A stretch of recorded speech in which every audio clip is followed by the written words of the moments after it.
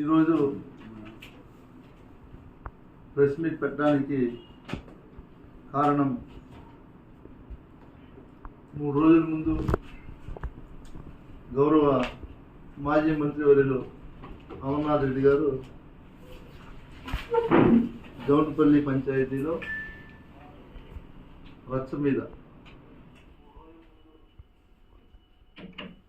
ఏదైతే కొన్ని అబద్ధాలు మాట్లాడి అబద్ధాలని నిజాలుగా చిత్రీకరించి అక్కడ ప్రజలకి చెప్పాలనే ప్రయత్నం చేశారు. అందులో భాగంగా ఆయన ఎవరైనా దమ్ముంటే రాండి, శక్తి ఉంటే రాండి అని మాట్లాడటం మనం అందరం కూడా చూసాం. దానికి నేను కూడా ఆయన ఏదైతే ఏ విధంగా మాట్లాడాడో అదేవిధంగా నేను కూడా నా దమ్ము ధైర్యం నాకుంది, నేను వస్తాను అని ఆయన మాట్లాడినటువంటి భాష, ఆయన మాట్లాడినటువంటి స్టైల్లో నేను కూడా మాట్లాడడం జరిగింది. దానికి నేను వస్తాను, ఎక్కడికి రావాలా, టైం చెప్పండి, ఏ రోజు రావాలా, ప్లేస్ చెప్పండి అని అడగడం జరిగింది. మీరు సవాల్ విసిరారు, ఆ సవాల్ని నేను స్వీకరించి ఏం చెప్పాను, మీరు చెప్తే నేను వస్తానని చెప్పాను. అసలు సబ్జెక్ట్ పక్కన పెట్టేసి పూర్తిగా సబ్జెక్ట్నే వదిలేసి నిన్న ప్రెస్ మీట్ పెట్టి నువ్వేం మాట్లాడుతున్నావు, నువ్వు చెడ్డీ వేసుకునేటప్పటి నుంచి నేను శాసనసభ్యుడు, కరెక్టే, నా వయసు ఎంత, నీ వయసు ఎంత, నువ్వు శాసనసభ్యుని అయ్యావు, నేను కాదని చెప్పలేము. మేమేమైనా శాసనసభ్యుడు కాలేదు అని చెప్పామా, లేదా పలమనేరు ప్రజలు ఏమైనా చెప్పారా? మీరు మాట్లాడారు, అసలు సంబంధం లేని విషయాలు అవన్నీ కూడా. నిన్న మీరు ఏదైతే మాట్లాడారో, మీరు మొన్న మాట్లాడినటువంటి మాటలకి నిన్న మాట్లాడినటువంటి మాటలకి కొంతనే లేదు. మీరు కాబట్టి చూసుకోవచ్చు, పాత్రికేయులు కావచ్చు, పలమనేరు ప్రజలందరూ కూడా చూసుకోవచ్చు ఆ వీడియోని. మొన్న ఏం మాట్లాడాడు, నిన్న ఏం మాట్లాడాడు. నిన్న సబ్జెక్ట్ మొత్తం డివైడ్ చేసి నీకు ఈఏపీ రోడ్లు అంటే తెలుసా, ఈఏపీ రోడ్లు అంటే తెలుసా తెలీదా అని 1.5 సంవత్సరం ముందే మన ఇద్దరు మాట్లాడుకున్నాం. గుర్తుందో లేదో మర్చిపోయినట్టున్నావు. పలమనేరు ప్రజలందరూ కూడా చూశారు. ఎందుకు మాట్లాడుకున్నాం అనేది కూడా నీకు తెలుసు. నువ్వు మాట్లాడుతున్నటువంటి మాటలు ఇప్పటి నుంచి 1 నెల వరకు ఎన్నికెళ్ళి రోజు మాట్లాడినటువంటి మాటలని రోజు వీడియో నువ్వే వేసుకుని, నువ్వే ప్లే చేసుకుని, నువ్వే చూడు. అమర్నాథ్ రెడ్డి పెద్ద పంజాని మండలంలో ఏదైతే మిద్దేపల్లి ఉందో ఆ మిద్దేపల్లి ఊళ్ళో ఏం మాట్లాడినాడు, గంగవరం లేకపోతే కొత్తూరు మేలుమాయ దగ్గర ఏం మాట్లాడినావు, నిన్న కాదు మన జౌన్పల్లిలో నువ్వేం మాట్లాడినావు, అంతా మాట్లాడింది అమర్నాథ్ రెడ్డే కదా. అదేం గజనీ కాదు కదా. అంటే గజనీ సినిమాలో లాగా ఈడొక వేషం ఆడొక వేషం అట్లేం లేదు కదా, మొత్తం మీరే కదా. అమర్నాథ్ రెడ్డి గారు పంజానీలో మాట్లాడింది మీరే, ఈ రోడ్ల గురించి. గంగవరంలో మాట్లాడింది మీరే, బీకోట్లో మాట్లాడింది మీరే. పంజానీలో ఏమంటున్నారు, నేను రోడ్లు తెచ్చాను, ఈ చేతగాని ప్రభుత్వం వేయలేదు, వేయించేదానికి చేత కాదు అని మాట్లాడారు. అయిపోయిందా పాయింట్ 1. నెక్స్ట్, నువ్వు నల్సానపల్లికి పోయినావు, గంగవరం మండలంలో. ఈ రోడ్ నేనే వేపిస్తా ఉన్నాను, నేనే తెచ్చాను, ₹1 కోటి ఇచ్చాను అని చెప్పి మాట్లాడారు. సరే, జౌన్పల్లిలోకి వచ్చావు మొన్న, ఈ రోడ్ నేనే వేసాను, నేనే తెచ్చాను, నేనే చేశాను అంటే మీ మాటలు ప్రజలు చూస్తారని మీరు కూడా అసలు ఏమనుకుంటున్నారు? ప్రజల్ని ఎట్లా మభ్య పెట్టాలనుకుంటున్నారు ఇట్లాంటి మాటలు చెప్పి? నేను అడుగుతా ఉన్నా. ఇంత అనుభవం ఉంది నాకు, నేను ఇంత అనుభవం వస్తుంది అని మీరు మాట్లాడారు కదా. ఇలాంటి మాటలు మాట్లాడినప్పుడు ప్రజలు ఏమనుకుంటారు అనేది కూడా మీకు కొంచెం కూడా అనిపించదు కదా. ఏ రోజైతే 1.5 సంవత్సరం ముందర ప్రెస్ మీట్ పెట్టి ఈ ఏషియన్ బ్యాంక్స్లో ఇది ఒక ఏఐబి ప్రాజెక్ట్, ఒక పలంనేరుకు మాత్రం ఇచ్చింది కాదు, స్టేట్లో ఉన్నటువంటి 175 నియోజకవర్గాలకి చంద్రబాబు నాయుడు గారు ముఖ్యమంత్రిగా ఉన్నప్పుడు ఎన్నికలకు 3 నెలల ముందు అన్ని నియోజకవర్గాల్లో రోడ్లు వేస్తామని ఈ ఏదైతే 70% బ్యాంక్ నుంచి లోన్ వస్తుందో ఏషియన్ బ్యాంక్ నుంచి 30% స్టేట్ గవర్నమెంట్ మ్యాచింగ్ గ్రాంట్ ఇవ్వాలి. ఇది గతంలోనే నేను చెప్పా ఈ మాట. నువ్వు ఎప్పుడైతే వర్కులు క్యాన్సిల్ చేయమని చెప్పావో నువ్వేం చెప్పావు, ఇంకొక ఊర్లో పోతావు, మీకు దమ్ముంటే ఆ వర్కులు క్యాన్సిల్ చేసి మళ్ళీ కొత్తగా టెండర్లు పిల్లండి అంటావు.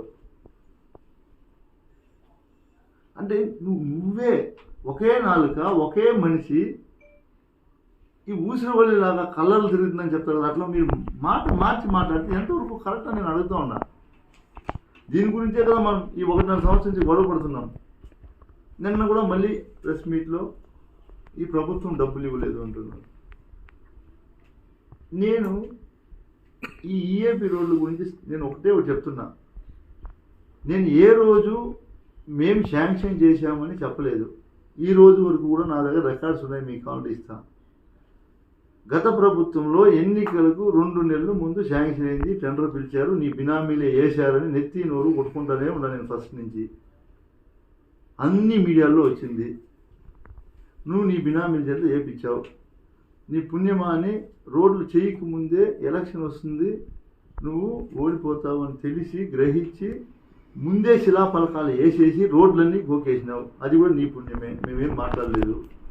అవన్నీ కూడా అట్లే ఉండిపోతే గవర్నమెంట్ ఫామ్ అయిన తర్వాత 6 నెలలు కరోనా వస్తే, కరోనా వచ్చిన తర్వాత నానా ఇబ్బందులు అయ్యి ఎంతో మందిని మనం పోగొట్టుకున్నాం. అలాంటి సమయంలో ముఖ్యమంత్రి గారితో మాట్లాడి, అన్న ఇక నాకు అడిషనల్ గ్రాంట్ కావాలంటే ఆ ఊరికి ప్రత్యేకంగా రోడ్ వేయడానికి 20 లక్షలు ప్లస్ 20 లక్షలు ఇస్తే 40 లక్షల రూపాయలు రోడ్డు వేసిన. నువ్వు దాన్ని ఎందుకు వేసావని అడిగావు కదా, అది నీ డబ్బులు కాదు. ఇట్లంతా అబద్ధాలు చెప్పొద్దు. నా దగ్గర ఎవిడెన్స్ ఉంది, టెండర్ డేట్ ఉంది, టెండర్ నోటిఫికేషన్ ఆల్రెడీ మేమంతా కూడా నిన్న మీడియాలో కూడా పెట్టాం. అంటే ఎంత దిగజారి ఇంత హీనంగా మాట్లాడతారా?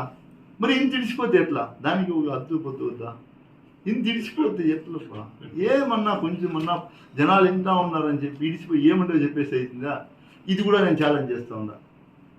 మాలేసుకోండా చిన్నేపల్లి రోడ్డు కానీ ఆయన గ్రాంటు అంటే నిజం చెప్తా ఉండా, ఈ రోజు నుంచి ఈ పలంనేరు నియోజకవర్గంలో నేను కనిపిండు. చిన్నేపల్లికి వేసినటువంటి రోడ్డు అమర్నాథ్ రెడ్డి తెచ్చినాడు అని కానీ నిరూపిస్తే ఈ క్షణం ఈ ప్రెస్ మీట్ అయిపోయిన తర్వాత ఆయన ఎనీ టైం నిరూపిస్తే జీవితంలో నా లైఫ్ టైం నేను పలంనేరులో కనిపించి గుర్తుపెట్టుకున్నాను. ఇంకేం చెప్పాలి నేను? ఇంతకన్నా క్లియర్గా చిన్న బిడ్డకి చెందిన నేను చెప్తా ఉన్నా, వివరణ ఇస్తా ఉన్నా. ఇంక నేను ఏం ఇవ్వాలి చెప్పండి? అంటే నువ్వు ఏది మాట్లాడేది అంత అబద్ధాలే మాట్లాడి పాప మీడియా సోదరులు ఉన్నారు కదా, వాళ్ళు వేస్తారు కదా అని చెప్పి ఎంతసేపు నువ్వు అబద్ధాలు చెప్తావు? ఎంతవరకు న్యాయం ఇది చెప్పు. పోనీ నువ్వు నన్ను ప్రెస్ స్టేషన్లో ఉన్నానంటావు, నేను చదువుకోలేదంటావు, ఏం చేద్దాం చెప్పు? మా నాయన మేము నిరుపేద కుటుంబం, నువ్వు గోల్డెన్ స్కూల్లో పుట్టినావు, నీకు వివిపురం కాలేజీలో మీ నాయన చదివిపించినాడు బెంగళూరులో. మా నాయన చదివి లేకపోతే కూలీ నెల చేయడానికి బెంగళూరుకు పోయినా, ఆడ బెంగళూరులో సంపాదించి వీకోట్లో వచ్చి ఖర్చు పెట్టినా. నువ్వేం చేస్తా ఉండవు? వీడు సంపాదించుకుంటూ ఆడ పెట్టుకుంటూ ఉండవు. అంతే జరిగేది. అర్థమైందా? మా నాయన మమ్మల్ని చదివిపించడానికి డబ్బులు లే, బతుకు తెరువు కోసం బెంగళూరుకు పోయినా, ఏదో 10 రూపాయలు సంపాదించి ఎత్తుకొచ్చి వీకోట్లో 12 నెలలో ఖర్చు పెడతా ఉన్నా. నువ్వేం చేసినావు? నీ విద్యాభ్యాసం బెంగళూరు కాబట్టి వీడు సంపాదించి తెచ్చుకుంటూ ఆడబెట్టుకున్నావు. నేను స్ట్రైట్గా అడుగుతా ఉన్నా, ఎలక్షన్ ముందు ఏమన్నావు? ఎలక్షన్ తర్వాత మనిషి కనిపిస్తే అప్పుడు అడగండి, గెలిచినా గెలవకపోయినా అన్నావు. నన్ను గుర్తుందో లేదో నీకు, నువ్వు మర్చిపోయింటే నాకు గుర్తుంది. నేను కాబట్టి వేళ మాట్లాడినప్పుడు ఇప్పుడు రాయలపేట చౌరస్తాలో నువ్వు మాట్లాడినావు, గోనమాకనపల్లి పంచాయతీలో మాట్లాడినావు, ఈ మాటలన్నీ కూడా. నేను గెలిచిన తర్వాత పలానా గల్లీ గల్లీ ఇల్లు తిరిగినా, నువ్వు ఓడిపోతే బెంగళూరు చేరిపోయినావు. ఎలక్షన్ 3 నెలలు ఉందంటే ఇప్పుడు హడావిడిగా వచ్చినావు, జోబీలో చేయి పెట్టి ఇంద్రా తీరా చేయరా పట్రా నేను ఉన్నాను చేస్తామని చేస్తా ఉండవు. అది నీ బాధ్యత నువ్వు చేసుకోవాలి, తప్పదు. నువ్వు చేసుకో. మేమే ఎక్కడ కానీ మీ గురించి మేము వ్యక్తిగతంగా ఎక్కడ మాట్లాడలేదా? మా వ్యక్తిగత విషయాలు నువ్వు తలకాయ చూరుస్తూనే ఉండవు. నీది ఇంత షార్ట్ ఉంది, ఇంకా నువ్వు అనుకుంటా ఉండవు వెంకటయ్య కూడా ఏమి చదువుకోలేదు, ఏమీ చదువుకోలేదు, ఏమన్నా చెప్తే యామారి చేసి అనుకుంటా ఉండవేమో. జనాలను చదివినా, కూలీ నాలి చేసిన, మనుషులను అర్థం చేసుకున్నా, మనసులను కూడా గెలుచుకున్నా. నేను మీలాగా అబద్ధాలు చెప్పి వ్యక్తిగత విషయాలు మాట్లాడద్దు అని 2 సార్లు చెప్పిన. నీ వయసుకి మళ్ళీ దిగజారిపోయి మాట్లాడుతావు. నీ వ్యక్తికి విషయాలు నేను మాట్లాడకూడదా? ఎంతసేపు పడుతుంది? అసలు నువ్వు ఎట్లా గెలిచినావు? నేను చెట్టి వేసుకోకముందు గెలిచినావు, ఎట్లా గెలిచినావు మాకు తెలియదు. ఎట్లా గెలిచినావు? నేను చెప్పేది మొత్తం స్టోరీ చెప్తున్నా, ఎట్లా గెలిచినావని. అంతర్గత రహస్యాలని చెప్పాలని నువ్వు 2 సార్లు ఎట్లా గెలిచినావు పల్లెటూరులో ఎవరు తెలియదేమే? మీకు అందరికీ తెలియకపోవచ్చు. నేను పొలిటికల్ ఎంట్రీ ఇచ్చేటప్పటికి ఎవడెవడి జాతకం మేము తెలుసుకునే వచ్చినా. నువ్వు మంత్రిగా ఉంటేనే కేర్ కూడా చేయకుండా గల్లీ గల్లీ ఇల్లు తిరిగినవాడు నేను, గుర్తుపెట్టుకో. నువ్వు మంత్రిగా ఉండి చంద్రబాబు నాయుడు ముఖ్యమంత్రిగా ఉంటేనే అప్పుడు నా వయసు 28 సంవత్సరాలు. గల్లీ గల్లీ ఇల్లు తిరిగినా. నువ్వు నన్ను ఇప్పుడేందో చేస్తాను. ఏం చేసింది నువ్వు? ఏమీ చేయలేదు. ఇట్లా బొట్టు బెదిరింపులంతా నా దగ్గర పెట్టుకోవద్దు దయచేసి, చెప్తా ఉండా. నీకు ఒకటే తెలియజేస్తా ఉండా, నువ్వు నా వ్యక్తిగత విషయాలు మాట్లాడినావు అనుకో, నేను మాట్లాడితే చాలా ఉంది, అంటే ఒకటి కాదు చాలా ఉన్నాయి, గబ్బైపోతావు.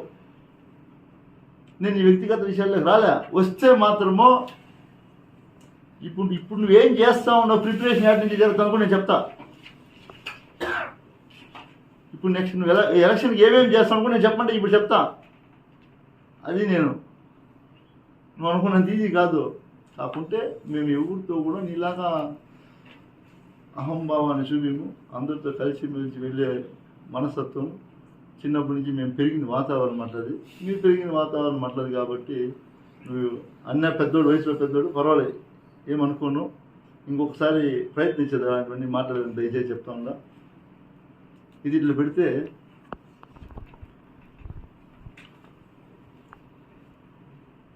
CMDF అడిషనల్ GGMP ఇలా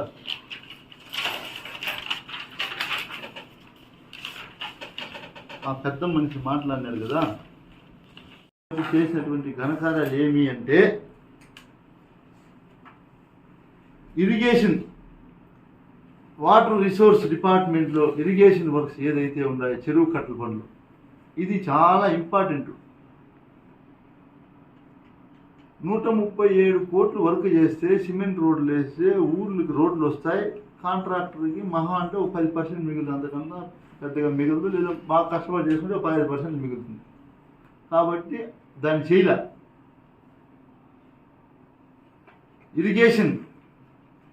ఇరిగేషన్లో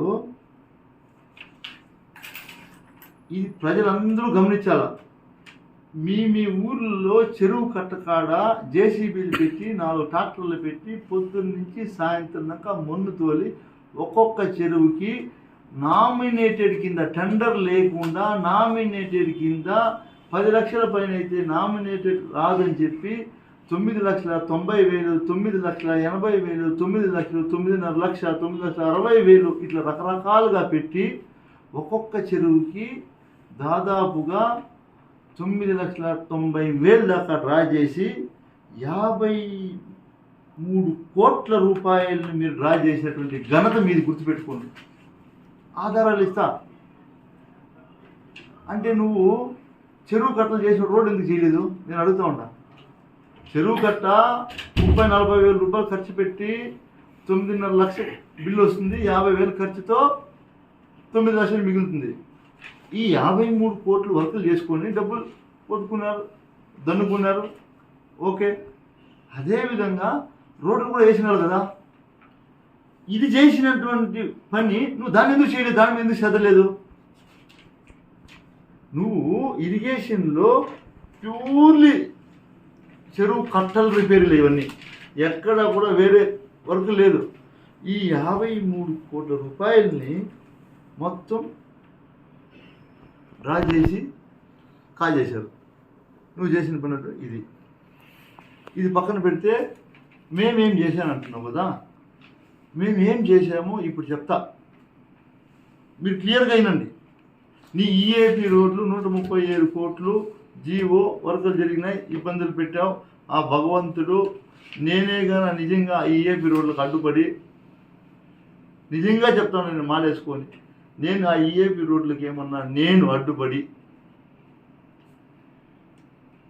నేను నా ప్రమేయం ఉండి నేను అడ్డుపడి ఉంటే నేను సర్వనాశనం అయిపోతాను. ఈ రోడ్లు ఆపేదానికి కానీ, ఈ రోడ్లలో నా పాత్ర ఏదైనా చిన్న ఇబ్బంది కలిగించి ఆపినా, వర్క్ ఆపినా, లేదా ప్రభుత్వం నుంచి పూర్తిగా ఏదైనా సంవత్సరాలు బకాయిలు ఖండం అయిపోయినా నేను బాధ్యత. మేము సర్వనాశనం అయిపోతాం. ఎవరైతే వర్క్ చేశారో వాళ్ళ కాంట్రాక్టర్, సబ్ కాంట్రాక్ట్ డబ్బులు ఇవ్వలేదో ఇప్పుడు ఎవరు సర్వనాశనం అయిపోవాలి? తెచ్చిన సర్వనాశనం అయిపోవాలి కదా. నేను దీంట్లో నా ప్రమేయం ఉంటే నేను సర్వనాశనం అయిపోతా. మాల వేసుకొని పవిత్రమైన అయ్యప్ప మాలలో చెప్తా ఉండా, దీంట్లో నా ప్రమేయం ఉంటే నేను సర్వనాశనం అయిపోతా. నా ప్రమేయం లేదు, మీ ప్రమేయం ఉంది, మీరు కావాలా అని ఇబ్బంది పెట్టింటే మీరు కూడా సర్వనాశనం అయిపోతారు నేను చెప్తా ఉండా. మీకు ఒక న్యాయం, నాకు ఒక న్యాయం కాదు, ఇద్దరికి ఒకే న్యాయం చెప్తా ఉండా. న్యాయమే కదా. ఎవరు తప్పు చేసింటే వాళ్ళు సర్వనాశనం అయిపోతారు. ఆ భగవంతుడు చూసుకుంటాడు. ఈ ఈఏపీ రోడ్లది పక్కన పెట్టేయండి. మేము ఏం చేసామని అడుగుతున్నావు కదా.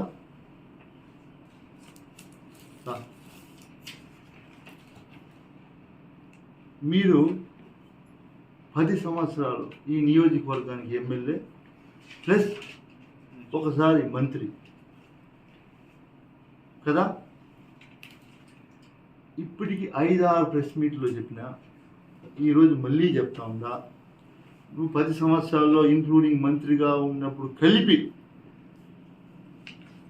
మేము చేసినటువంటి డెవలప్మెంట్లో 50% డెవలప్మెంట్ నువ్వు చూపిస్తే నువ్వు జీవోలు ఎత్తకూడదు, టెండర్లు వేసినామో చెప్పకూడదు, వర్క్ పూర్తయిందే మాత్రం చెప్పాలి. Condition apply. ఎలా అంటే మాట్లాడితే నేను జీవో తెచ్చినా, నేను టెండర్ పిలిచినా, ఈ శిలాపలకం వేసిన ఇది వద్దు. నేను చెప్పేది నేను కూడా ఏం చెప్తానో నాకు కూడా వర్తిస్తుంది. నేను ఎమ్మెల్యే అయిన తర్వాత నేను ఏం చేసినా, జగన్మోహన్ రెడ్డి గారు ముఖ్యమంత్రి గారు ఉన్నటువంటి ఆయన ఆధ్వర్యంలో ఈ నియోజకవర్గానికి నేను ఏం చేసినా నేను లెక్క చెప్తా. ఫుల్ షేప్లో ఫినిష్డ్. ఇవి పెట్టేయి పక్కన, ఈఏపీ తీసి పక్కన పెట్టేయి. అవి కాకుండా నేను చెప్తా. ఇప్పుడు మీరు రాసుకోండి.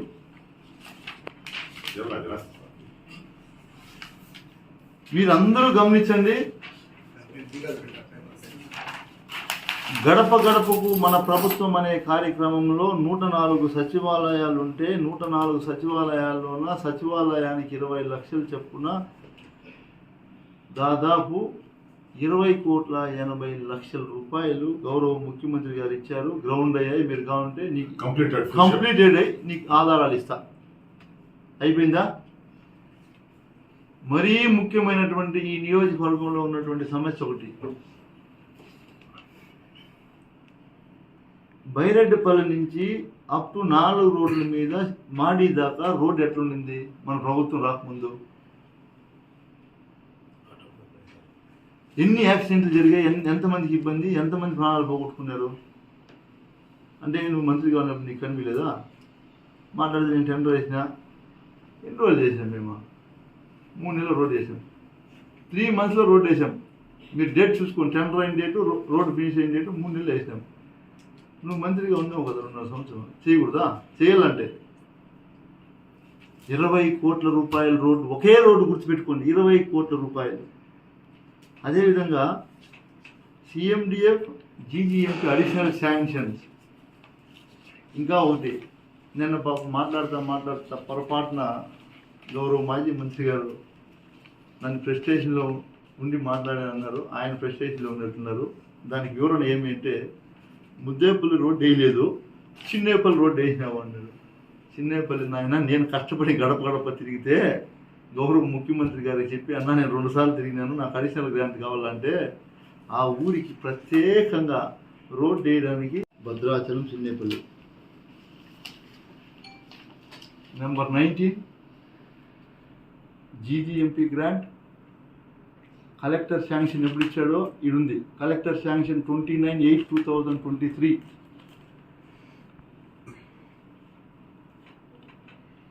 డేట్ ఎంత? 29/8/2023. అంటే 9, 10, 11 3 నెలల్లో మేము రోడ్డు పూర్తి చేసినాం. 3 నెలల్లో రోడ్డు పూర్తి చేసినాం. ఆధారాలు పెట్టుకొని మాట్లాడమన్నావు కదా, ఇది ఆధారాలు కదా కావాలా, పేపరు ఇందా పారే ఎత్తుకుపోయిన ఆధారాలు పారేయమన్నాడు కదా, ఎత్తుకుపోయింది. అదేవిధంగా ఇట్లాంటి రోడ్లు 64 రోడ్లు శాంక్షన్ చేసుకొచ్చా. 64 రోడ్లు కూడా వితిన్ 15-20 డేస్లో వర్క్ ఫినిష్ అవుతాయి. నేను నీ మాదిరి వర్క్ శాంక్షన్ అయినప్పుడు పోయి బోర్డు వేయలే. నువ్వు ఈఏపీ గ్రాంట్స్కి ఆదనా బాధన మళ్ళీ గెలుస్తానో లేదని చెప్పి బోర్డులు వేసుకున్నావు. నేను ఒక్క దానికి ఈ 64 వర్కుల్లో ఒక్క వర్క్ కూడా ఫినిష్ కాకుండా భూమి పూజకి ఒక బోర్డు వేసింటే మీరు ఏం చెప్పి దాన్ని ఒప్పుకుంటారు. అన్నీ 19 రోజులు కంప్లీట్ అయిపోయినాయి. ఇప్పుడు రిమైనింగ్ అన్నీ కూడా 15 days ఆర్ 1 month లో వర్క్ కంప్లీట్ అయిపోతుంది. 64 రోడ్లు నువ్వు అన్ని సంవత్సరాలు ఏం చేసినావు? నేను లెక్కలు ఇస్తా. ప్రతిదీ ఈరోజు నేను మాట్లాడాలని నువ్వు అడిగిన పేపర్లన్నీ ఇస్తా. అదేవిధంగా పిఎంజిఎస్వైలో బాపలనత్తం చప్పటిపల్లి 5 కోట్లు, గంగవరం దగ్గర కురప్పల్లి జీడిమాకలపల్లి 4 కోట్లు, బైరడపల్లి మునిపల్లి దాసార్లపల్లి కోట్రేపల్లి కొత్తూరు మీద పోయిన రోడ్డు 5 కోట్లు. అదేవిధంగా గజ్జలవారిపల్లి దగ్గర నుంచి కూర్మాయికి పోయినది 5 కోట్లు, బెల్లంమడుగు నుంచి బురిశెట్టిపల్లి పట్టణపల్లికి పోయినది 2.5 కోటి. అది కాకుండా ఎన్ఆర్జిఎస్ గ్రాంట్ 10 కోట్లు, అది కాకుండా ఏఎంసీ గ్రాంట్ 10 కోట్లు. అంతవరకు పూర్తయినది. ఇదేమి అరాకొరా మీ మాదిరి మేము చేస్తాము చూస్తాము శాంక్షన్ అయింది జీవో వచ్చిందంతా లే, పూర్తయిండేది. 92 కోట్లు రోడ్లు పూర్తి అయిపోయినాయి. నువ్వు కావాలంటే వస్తానంటే నీ ఈఏపీ పక్కన పెట్టేది, దాన్ని వదిలేసి చెప్తాను. ఇది నీ ఈఏపీ 137 కోట్లలో 50 కోట్ల వరకు కూడా జరగలే.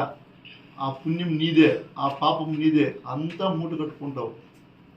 ఎందుకంటే వాళ్ళకి డబ్బులు ఇచ్చి వాళ్ళు రోడ్లు వేసిన వాళ్ళు వేయనీయకుండా వేస్తే ఎమ్మెల్యేకి మంచి పేరు వస్తుందని వేయనీయకుండా చేసావు. ఈరోజు మళ్ళీ నన్నే తిరిగి అంటా ఉన్నావు. ఆ భగవంతుడు చూస్తా. నేను అప్పుడే చెప్పా కదా, నేను తప్పు చేసి నేను సర్వనాశనం అయిపోతాను, నువ్వు చేసి నువ్వే అయిపోతావు. దానికన్నా కట్టుబడి ఉందాం. ఇద్దరికి ఒకే న్యాయమే కదా. నేను నాకు ఒకరికి ఏం స్పెషల్ జీవో కాదు కదా ఇది. ఇన్ని చేశాం. సచివాలయాలు 104 సచివాలయాలు, సచివాలయం పరిధిలో ఉన్నటువంటి హాస్పిటల్కి కావచ్చు, పాల కేంద్రానికి కావచ్చు, రైతు భరోసా కావచ్చు, సచివాలయం కావచ్చు, ఒక్కొక్క సచివాలయ పరిధిలో 90 లక్షలు ఖర్చు పెట్టాం. రా చూద్దాం. 80% కంప్లీటెడ్ వర్క్స్. 13 రాసి దాదాపు 93,60,00,000 ఖర్చు పెట్టాం. ఫినిష్డ్. మళ్ళీ ఏదో జీవో తెచ్చినాము, మేము టెండర్ పిలిచినాము, అడ్జస్ట్మెంట్ వద్దు. పూర్తి స్థాయిలో 400 స్కూళ్ళకి 147 కోట్లు. 147 కోట్లు నాడు నేడుకి ఇచ్చాడు జగనన్న. నీ జీవిత కాలం మొత్తం నువ్వు చెప్తే నేను షెడ్డీ వేసుకోకముందు నుంచి ఈ 147 కోట్లు కూడా నువ్వు ఇంతవరకు నువ్వు ఏ నియోజకవర్గంలో ఉన్నా ఆ నియోజకవర్గానికి తెచ్చిండు. గుర్తుపెట్టుకో. వాస్తవమా కదా? లేదు తెచ్చింటే నాకు నువ్వు డాక్యుమెంట్లు నేను ఇచ్చినట్లా ఆధారాలతో సహా నేను ఇస్తా ఉన్నా, నువ్వు నాకు. ఈరోజు నేను బహిరంగంగా చెప్తా ఉన్నా, ఇవన్నీ మేము చేశాం. ఆయన మొత్తం మీద ఈరోజు ఈ నియోజకవర్గంలో సంక్షేమ పథకాలు కావచ్చు, ఈ అభివృద్ధి కావచ్చు, 2200 కోట్లు ఇచ్చాం. మరీ ముఖ్యంగా మీరు గుర్తుపెట్టుకోవాల్సింది 15,000 ఇండ్లు ఇచ్చినాం. ఈ కాన్స్టిట్యున్సీలో 15,000 ఇండ్లు ఇచ్చినాం. నువ్వు నేను షెడ్డీ వేసుకోకముందు నుంచి ఎన్ని ఇండ్లు ఇచ్చింటావు? ఎన్ని ఇచ్చింటారా? కాదు, ఆయన ఇప్పుడు నేను షెడ్డీ వేసుకోకముందు నుంచి ఆయన శాసనసభ్యుడు, ఎన్ని ఇండ్లు ఇచ్చింటావు? అంటే ఇది ఎట్లయిపోయిందంటే వయసు మీద పడింది, ఎదుటి వాళ్ళని చూసి ఈర్ష్య తట్టుకోలేక కనీసం ఏరా మనం చేయలేకపోయినామే, వాడు పిల్లోడే, చదువుకోలేని పిల్లోడు, చదువులేని పిల్లోడు ఇంత మాత్రం చేస్తూ ఉన్నాడే అనే కనీసం జ్ఞానం దానికి. నేను చదువుకుని సంస్కారం లేకుండా అయిపోయేవారు నాకు, నేనేం చేయలేకపోయినానే, వాడు చేసినాడని ఆయన ఎట్లా ఉన్నా మెచ్చుకుందాము. నువ్వు కనీసం ఒక దినమన్నా నీ నోట్లో పర్వాలేదా ఎమ్మెల్యే నువ్వు చేసినావు నువ్వు మాట. 15,000 ఇండ్లు ఇచ్చినాం లెక్కలేదు, 30,000 సైట్లు ఇచ్చినాం లెక్కలేదు, ఏమీ ఇలా మేము. నువ్వు ఎన్ని ఇండ్లు ఇచ్చినావు, ఎన్ని సైట్లు ఇచ్చినావు నేను అడుగుతా ఉన్నా చెప్పు. నేను ఆధారాలతో సహా ఇస్తా, ఏమీ దీంట్లో ఇంక మళ్ళీ నో డీవియేషన్. నువ్వు అడిగిన ఆధారాలతో సహా విత్ డాక్యుమెంట్తో సహా ఇస్తా. నువ్వు చెప్పినావు ఎవరినో ఆఫీసర్ని అడుగు, నీకు తెలియకుంటే ఆఫీసర్ చెప్తాడు నీకు ఏమేమి చేసినామని. ఆఫీసర్ని అడిగితే ఆ ఆఫీసర్ చెప్పింది ఇరిగేషన్ కథ. సార్ నేను అడిగినా, సార్ అని నేను అడుగుతా, అలాంటి నేను చదువుకోలేదు కదా, వాళ్ళని సార్ అని పిలుస్తా, వాళ్ళు చదువుకోండేవాళ్ళు కాబట్టి. సార్ ఇట్లా అమర్నాథ్ రెడ్డి గారు ఆఫీసులు అడిగి కనుక్కో మేమేమి చేసినామో, నీకు అనుభవం తక్కువ, వయసు తక్కువ, చదువు లేదు అంటున్నాడు సార్, వాళ్ళు ఏమేమి చేసినారు సార్ అని అడిగితే వాళ్ళు చెప్పినారు నీ కథ. సార్ నీరు చెట్టు కింద 4 ట్రాక్టర్లు, ఒక జేసీబీ, ఒక కట్ట, ఒక దినం పని చేస్తే 30,000 నుంచి 50,000 ఖర్చు సార్, 9.5 లక్షలు ఎత్తుకు వెళ్ళిపోయినారు సార్. అది ఆఫీసర్ చెప్పిన కథ. సార్ ఇది సార్ తమ భాగవతం సార్. ఈ డబ్బు మొత్తం మీరు తిన్నారు, ఆ భగవంతుడు చూసినారు, ఇదంతా ప్రజల సొమ్ము, నిలవదు. మా కష్టాలని మేము కష్టాల్లో ఎవరితో అప్పు చేయించామేమో.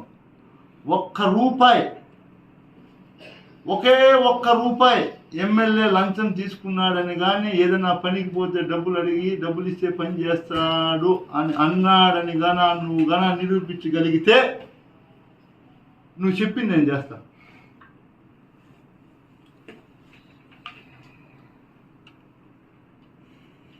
మీ నాయన జమీందారు, డబ్బులు ఉంటాయి, మా నాయన బీదోడు, మేమేమైనా కావాలంటే అప్పో చేసుకుంటాం. నువ్వు దాన్ని కూడా పేర్లు పెడితే ఎట్లా? లేకుంటే ఈ డబ్బులంతా కొట్టేసేది ఉంది కదా, నాకు కొంచెం నేను ఇస్తాను నిదానంగా, బ్యాంక్ ఇంట్రెస్ట్ చేసి ఇస్తా పోనీ. ఇట్లా కొట్టేసే డబ్బులంతా ఉంది కదా, మేము ఎవరితో అప్పు చేయకూడదు, అప్పు చేస్తే నీకు తప్పు. ఇట్లా మాకు నేర్పించలేదే, మాకు చదువు సందే లేదు ఇట్లా నేర్చుకునేదానికి. నేను నీ మాట చదువుకుంటే బెంగళూరు వివిపురం కాలేజీలో చదువుకుంటే నేను కూడా చెరువు కట్టలో డబ్బు ఎట్లా కూడా నేర్చుకున్నాను. నేను నాకు చదవలేదు కాబట్టి నేను నేర్చుకోలే. నేను ఒకటే చెప్తా ఉన్నా, కన్ఫ్యూజన్ ఇస్తా ఉన్నా, దయచేసి గౌరవ మాజీ మంత్రి అమర్నాథ్ రెడ్డి గారు, మీ కుటుంబానికి, మీ తండ్రి గారికి ఎంతో గౌరవ మర్యాదలు ఉన్నాయి, దాన్ని కాపాడుకోండి. దిగజారి మాట్లాడితే మాత్రం సహించేది ఉండదు. నువ్వు నీ చేతిలో బాల్ బాడీకి ఎంత స్పీడ్గా వేస్తావో అంతకన్నా ఎక్కువ స్పీడ్గా వచ్చి నీకే తగులుతుంది. చూడు, బాల్ నీ చేతిలో ఉంది, నువ్వు ఎంత స్పీడ్గా గోడకి వేస్తే అంతకన్నా ఇంకొంచెం ఎక్కువ స్పీడ్తో నీకు వచ్చి పడుతుంది.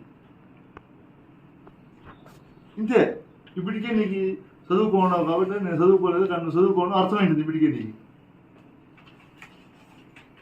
నేను నీకు ఒకటే చెప్తా ఉన్నా, ఈ రోజు కూడా నేను చేసిన అభివృద్ధి, నేను తెచ్చినటువంటి ఇండ్లు కావచ్చు, రోడ్లు కావచ్చు, ఏదైతే అభివృద్ధి చేసినామో దాంట్లో నువ్వు 10 సంవత్సరాల్లో సగం చేసింటే కూడా నేను రాజకీయాలు మానేస్తాను. సగం పూర్తొద్దు, కూర్చుందాం. నీ మీద కేసులు పెట్టించేంత దద్దమ్మగా కనిపిస్తున్నాను నిన్న. నన్ను ఏమనుకున్నావు నువ్వు? అసలు ఏమనుకున్నావు నువ్వు అని? నీ మీద కేసు కడితే నేను సీఎం గారు అంతా పోయి చెప్పిన, అన్న ఆయన అరెస్ట్ చేశారు, మళ్ళీ సింపతి వస్తుంది, దాన్ని కూడా పట్టుకొని ఏడుస్తాడు, అరెస్ట్ గిరెస్ట్ చేయొద్దండి, పాటకు వాళ్ళు పోతారు, వదిలేసి కేసే కట్టద్దని చెప్పిన. చంద్రబాబు నాయుడు పక్కలో ఉన్నాడు, లాండ్ ఆర్డర్ ప్రాబ్లం అవుతుంది, కట్టుకుంటే ఆ జనాలు పోలీసు వాళ్ళని కొట్టినారు, కేసు కట్టుకుంటే తప్పదని కట్టినారు. నువ్వు చేసింది ఏదో హరిశ్చంద్రుని మాటలు మాట్లాడుతాను. నువ్వు లేదా ఆ రోజు చంద్రబాబు పక్కలో కొట్టండి రా పోలీసు వాళ్ళని, నువ్వు లేవో పక్కలో. ఇప్పుడు యువరాజ్ ఎట్లున్నాడో ఆ రోజు నువ్వు అట్లే ఉన్నావు, బస్సు పైన ఫోటో చూపించేది, వీడియో చూపించేది నీకే. నేను ఏమీ చేయలేదు, హరిశ్చంద్రుని మాటలు మాట్లాడుతున్నావే. ఇదేనా నీకు సంస్కారము, చదువు నేర్పించినదే? అన్ని అబద్ధాలైనా, నోరు తెరిచే అబద్ధం. నీ మీద మేము కేసు పెడితే మాకేమొస్తుంది చెప్పు? నీ మీద కేసు పెడితే ఏమొస్తుందే? నువ్వు తిరగలవు కదా, నీకు కూడా కాలం నాకు తెలియదు కదా. నేను ఎమ్మెల్యే అయినాక గడపడికి 2 సార్లు తిరిగినా, కనీసం నువ్వు ఒకసారి తిరిగితే కదా నీకు కష్టం తెలిసేదే. నువ్వు నా మాదిరి ఎలక్షన్ నిలబడుతున్నావు కదా, నేను 2 సార్లు తిరిగాను, నువ్వు ఒకసారి తిరగలేదు, కష్టం తెలియదు కదా నీకు కూడా. నిన్ను జైల్లో పెట్టించేసి సింపతిగా ఓట్లు వేయించుకునేది అనుకుంటున్నావు ఏమే? అదే చెప్తాను. ఇది నువ్వు ఇంకా పాతకాలం పొలిటీషియన్గా ఉండవు, పాతకాలం వ్యంగ్యం మాట్లాడుతూ ఉండవు. అదంతా అయిపోయింది. ఇదంతా టెక్నాలజీ పెరిగిపోయింది. మనిషిని చూస్తాను చెప్పేస్తారు, వీళ్ళు ఏమరా, వీళ్ళు బతికేమరా, వీడేమరా అని. అట్లా అయిపోయింది సమాజం, అట్లా ఉంది. ఎవరు కూడా తక్కువ అని ఎవరిని తక్కువగా చూడద్దండి. నేను మీకు కూడా చెప్తా, నా సిన్సియర్ అడ్వైజ్. చదువు రానోడు నీకు అడ్వైజ్ చేస్తాడే అనుకో, ఎవరిని కూడా తక్కువ చేయదు జీవితంలో. నా జీవితంలో నేను ఎవరిని తక్కువ చేయను. నా టికెట్ గురించి మాట్లాడతాను బా. 2019 ఇట్లే మాట్లాడింది కదా, ఎవరిన పోతే ఎవరు ఇస్తారు టికెట్లు? అయ్యో, వాడు వచ్చినాడు, వాడు 10 రూపాయలు సంపాదించినాడు, వచ్చి పోగొట్టుకోపోయానికి వచ్చినాడు, వానికి పోయి టికెట్ ఇస్తారా? అయ్యో మీరు రాండమ్మా అని చెప్పినావు. వాళ్ళంతా ఏం చెప్పినారు? లేదు నా ఇంట్లో టికెట్ ఇస్తే రామని చెప్పినారు. నీకు గుర్తుందే? మర్చిపోయినావా? టికెట్ నాదా, నా జోబీలో ఉంది. నీ టికెట్ నీ గ్యారెంటీ ఉందా?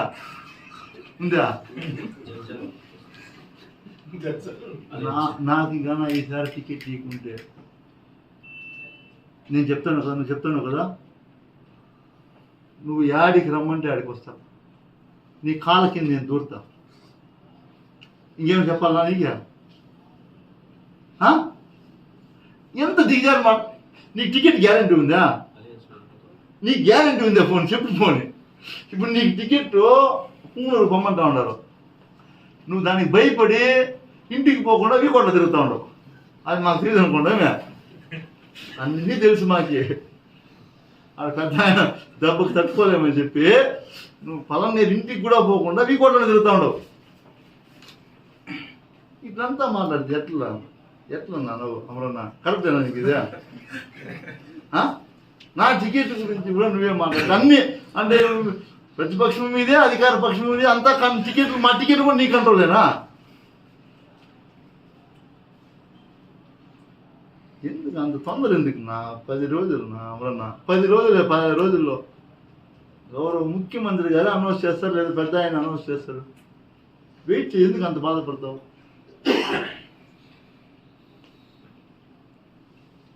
ఏం తొందరపడదునా? టికెట్ నాదే, మళ్ళీ ఎమ్మెల్యే నేనే. నువ్వేం ఆలోచించద్దు. నువ్వు 4.5 సంవత్సరం ఎట్లా బెంగళూరులో ఉంటువో, నెక్స్ట్ మళ్ళీ 4.5 సంవత్సరం 5 సంవత్సరాలు బెంగళూరులో హ్యాపీగా ఉండొచ్చు. ఆ పదవి పనులన్నీ కూడా పూర్తి చేసుకోవచ్చు. అలా ఏదైతే ఇన్ని రోజులు చేసి పెట్టినామో అవన్నీ పదవి పనులు పూర్తి చేసుకోవచ్చు. సరేనా? దయచేసి మళ్ళీ చెప్తా ఉన్నా, నేను సోదర భావంతో నీతో ఎంతో గౌరవంగా ప్రతి ప్రెస్ మీట్లో మాట్లాడినా. నువ్వు రెచ్చిపోయినావు కాబట్టి నేను రెచ్చిపోతా. నువ్వు నాకు ఎంత గౌరవం ఇస్తే నేను నీకు అంతే గౌరవం ఇస్తాను. తప్పులు మాట్లాడుతూ ఉండవు, పూర్తి తప్పులే. నన్ను ఆడ ప్రమాణం చేయమని చేస్తాను. నువ్వు మాట్లాడిన ప్రతి మాట అబద్ధమే. యా ఊర్లో పోయినా ఏమి చేయలేంటావు? ఇన్నిళ్ళు కట్టినా చూడలేదా? పోయినా సచివాలయాలు చూడలేదా? వాలంటీర్లకు ఉద్యోగాలు ఇచ్చినారు, సచివాలయ సిబ్బంది ఉద్యోగాలు. నువ్వు ఎన్ని ఉద్యోగాలు ఇచ్చినావు? ఇట్లా మాట్లాడుతూ పోతా ఉంటే రోజంతా మాట్లాడినా తక్కువే. కాబట్టి దయచేసి మళ్ళీ మళ్ళీ చెప్తా ఉన్నా, ఈ ఏపీ రోడ్డు ఎంత బాగుండదు, నీకు బాగుండదు. ఎందుకంటే లాస్ట్ టైమే చెప్పిన, మరీ సిగ్గిడిచిపోయి ఇంకో పని చేశాడు. మొన్న బైరెడ్డిపల్లికి పోయినాడు. బైరెడ్డిపల్లి మండలంలో రామసముద్రం రోడ్డు. ఇది ఎవరికన్నా చెప్తే ఆ ఊర్లో పోయి మాట్లాడినాడు. వైఎస్ఆర్ వాళ్ళు ఈ రోడ్లో జల్లి దొంగలించుకోపోయాడు మాట్లాడినాడు. ఆ రోడ్లో జల్లి వేసింది ఆయనే, వాళ్ళ తమ్ముడు శ్రీను. శ్రీనాథ్ పేరులోనే, శ్రీనాథ్ రెడ్డి పేరులోనే టెండర్ అయింది. వాళ్ళ గవర్నమెంట్లో శ్రీనాథ్ రెడ్డి పేరులో టెండర్ అయితే ఇది ఎంత దారుణమో ఆయన మాట్లాడినటువంటి మాటలు మనం అందరం కూడా ఇట్లే ఉంటాయి. ప్రతిదీ ఆయన మాట్లాడేది మనం తెలుసుకోవాలా. 2,65,00,000కి Srinath Reddy and co tender అయ్యి జల్లి పరిచి వాళ్ళు 2018 ఏప్రిల్ 14వ తేదీ, మే 14వ తేదీ డేట్ ఆఫ్ కంప్లీషన్ 13/5/2019 క్లోజ్ చేసుకునేసాడు. క్లోజ్ చేసేసి వర్క్ చేయలే. 79,71,107 రూపాయలు బిల్లు పెట్టుకొని మా గవర్నమెంట్ మేము ధైర్యంగా చెప్తాం, మా గవర్నమెంట్ నీకు ఇచ్చింది అదే. 79 లక్షల బిల్లు నువ్వు అలాగా మీ అకౌంట్లో వేసుకొని, అయినా నేను మాట్లాడలే. నువ్వు ఆ ఊర్లో పోయి ఏం మాట్లాడాడు తెలుసా? పెద్ద మనిషి మీరు వినన్నా ఏం మాట్లాడినాడంటే, ఏమిటితో నవ్వుతారో జనాలు మీరు చెప్పాలి. ఇప్పుడు దీన్ని చూసి పోయినాడు కదా, పోయి ఏం మాట్లాడినాడు తెలుసా? జల్లి దొంగలించుకొని పోయినారు. జల్లి దొంగలించుకొని పోయి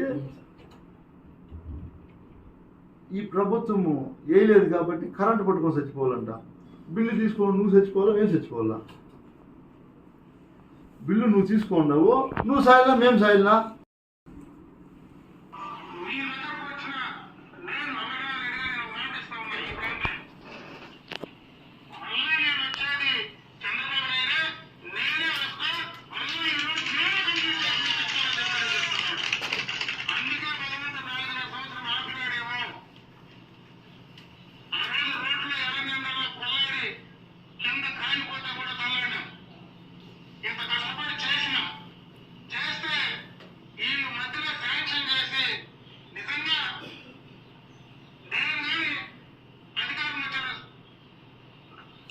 అబద్ధం చెప్పాలంటే ధైర్యం రాదు కదా. ఆడ కూడా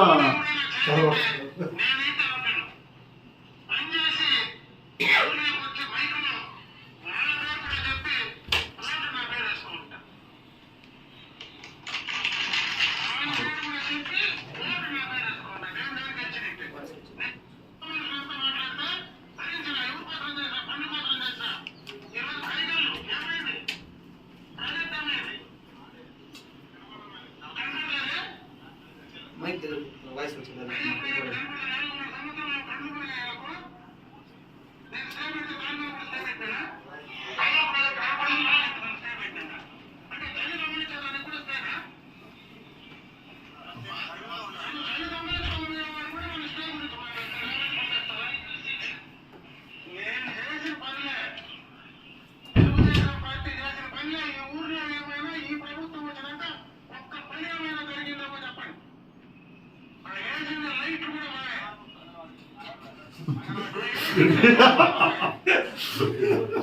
నవ్వుకునే భలే ఉంది.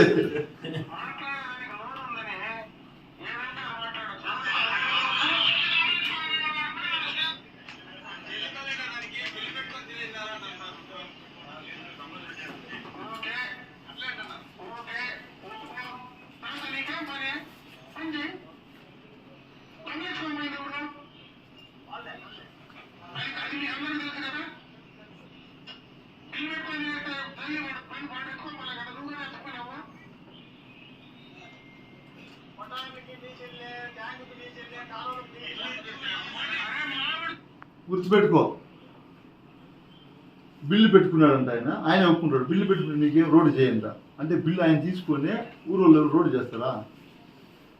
అంటే ఎట్లా మాట్లాడతాడంటే పోయినాం ఏదో ఒకటి మాట్లాడేద్దాం ఏముంది. అటు నుంచి ఆ రోజు ఖాళీ అయిపోతే మళ్ళీ నువ్వు పోయేది 5 ఏళ్ళకే కదా, ఎలక్షన్కే కదా నువ్వు పోయేది. నువ్వు గెలిచినా ఓడినా పోయేది 5 ఏళ్ళకి ఒకసారి ఎప్పుడు జనాల్లోకి. నీకు అలవాటు అయిపోయింది. పోయినప్పుడు ఏదో ఒకటి మాట్లాడాలి కాబట్టి ఇట్లంతా రెచ్చగొట్టేసి అన్ని అబద్ధాలు మాట్లాడేసి వస్తా ఉండవు. ఒకటే ఒకటి గుర్తుపెట్టుకో, నువ్వు రాజకీయం ఏదైతే చేసావో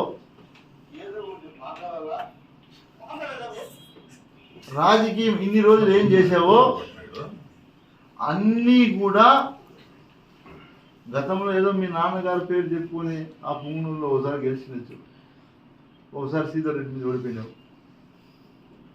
పొలంనేరులోకి వచ్చిన తర్వాత క్లస్టర్ క్లియర్గా నేను చెప్తా ఎట్లా గెలిచినావు. సబ్జెక్ట్ నాదో ఉంది, ఎవరు గెలిపించారు కూడా నేను చెప్తా. నేను గెలిచిన రాజశేఖర రెడ్డి గాలిలో నేను గెలిచిన అంటే రాజశేఖర రెడ్డి గాలిలో అప్పుడు వర్గ విభేదాలు రాజకీయ సమీకరణలు ఎట్లుండింది, నేను ఎవరు గెలిపించారు నువ్వు మర్చిపోదు అవుతుందా?